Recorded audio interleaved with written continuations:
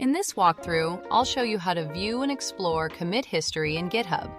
We'll cover everything from accessing the commits list to filtering by author, date, and branch.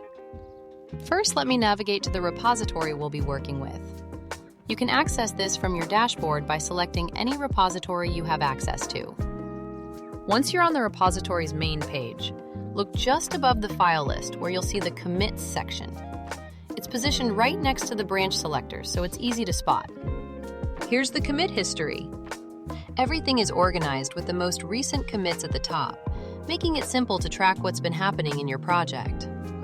Each commit shows you the key details at a glance: who made the change, when they made it, what they described in their message, and the unique hash that identifies that specific commit. If you want to narrow down the history, you can filter by contributor. Just select a user from this menu to see only their commits. You can also filter by time period.